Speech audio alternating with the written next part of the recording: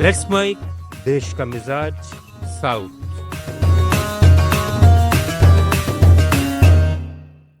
यह है let's mic modern radio. आप सुन रहे हैं दक्षिण भारत की खबरें। तमिलनाडु भाजपा ने सत्तारूढ़ टीवी के सरकार पर महिलाओं और लड़कियों के खिलाफ यौन अपराधों में बढ़ोतरी का आरोप लगाया है। प्रदेश अध्यक्ष नैनार नगेनथीरन ने सोशल मीडिया पर जारी बयान में कहा कि एक ही दिन में अलग अलग घटनाओं में 5 लड़कियों का यौन उत्पीड़न हुआ, जिसमें गुम्मीडीपुंडी के पास 3 साल की बच्ची की मौत का मामला भी शामिल है। उन्होंने आरोप लगाया कि महिलाओं की सुरक्षा सुनिश्चित करने में सरकार पूरी तरह विफल रही है, जिससे पूरे राज्य में भय और असुरक्षा का माहौल बन गया है। भाजपा 18 जून को चेन्नई में बड़े प्रदर्शन की योजना बना रही है, जिसमें महिलाओं और बच्चों की सुरक्षा के लिए सख्त कदम उठाने की मांग की जाएगी। कर्नाटक उच्च न्यायालय ने एक महत्वपूर्ण फैसले में कहा है कि बैंक जांच एजेंसियों द्वारा निर्दिष्ट राशि से ज्यादा खाते को पूरी तरह फ्रीज नहीं कर सकते। न्यायमूर्ति सूरज गोविंद राज ने याचिकाकर्ता मधु की याचिका स्वीकार करते हुए इंडस इंड बैंक को आदेश दिया कि गुजरात साइबर क्राइम पुलिस और पश्चिम बंगाल पुलिस द्वारा बताई गई कुल 25,000 रुपये तक ही रोक लगाई जाए, बाकी राशि खाता धारक सामान्य रूप से चला सके। अदालत ने कहा कि खाता पूरी तरह रोकना खाता धारक के रोजमर्रा के खर्चे, अनुबंधों और वैध गतिविधियों को प्रभावित करता है, इसलिए बैंक को केवल निर्दिष्ट राशि तक ही सीमित रहना चाहिए। आंध्र प्रदेश के एलुरु में तेलुगु देशम पार्टी में अंतरिम कलह उस समय उजागर हो गया जब डेंडू-लुरु विधायक चिंता मनेनी प्रभाकर और उनके समर्थकों ने पार्टी के पूर्व कानूनी प्रकोष्ठ उपाध्यक्ष एडपू गंती श्रीनिवास के घर के बाहर हंगामा मचाया।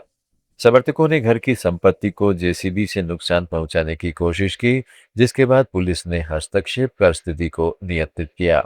श्रीनिवास को हिरासत में लिया गया। बाद में पार्टी ने उन्हें अनुशासनहीनता के आरोप में निलंबित कर दिया।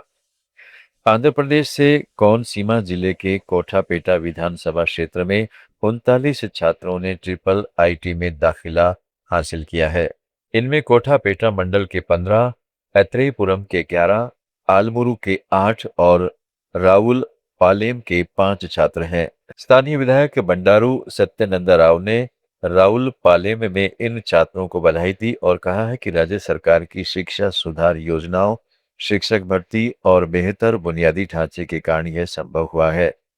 तेलंगाना में हैदराबाद मेट्रो फेज 2 में हो रही देरी पर सत्तारूढ़ कांग्रेस और विपक्षी बीआरएस के बीच सियासी बहस छिड़ गई है। मुख्यमंत्री रेवंत रेड्डी ने हैदराबाद सचिवालय में प्रेस कॉन्फ्रेंस पर केंद्रीय मंत्री जी किशन रेड्डी पर बीआरएस नेता के चंद्रशेखर राव और केटी रामाराव के इशारे पर परियोजना रोकने की साजिश का आरोप लगाया है।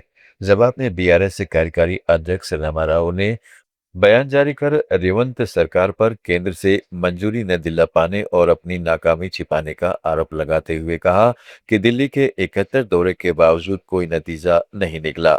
दोनों तरफ आरोप प्रत्यारोप ने मेट्रो विस्तार की रफ्तार पर ब्रेक लगा दिया है। केरल के एर्नाकुलम जिले में मलयेडोम थ्रूथू का लगभग 60 साल पुराना भूमि विवाद आखिरकार खत्म हो गया।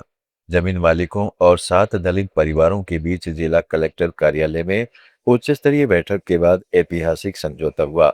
मालिकों ने प्रत्येक परिवार को 5 सेंट जमीन देने, नया एक्सेस रोड बनाने और राज्य सरकार द्वारा एक हजार वर्ग फुट के नए मकान बनाने पर सहमति जताई।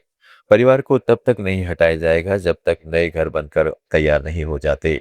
दोनों पक्षों ने सभी दीवानी और फौजदारी मुकदमे वापस लेने का फैसला किया है। यह समझौता अब केरल हाईकोर्ट में पेश किया जाएगा। पुडुचेरी कांग्रेस ने प्रदेश के मुख्यमंत्री एन रंगासामी से तमिलनाडु के मुख्यमंत्री सी जोसेफ विजय की तर्ज पर भ्रष्टाचार के खिलाफ सख्ती बरतने और शराब की दुकानें कब करने की मांग की है।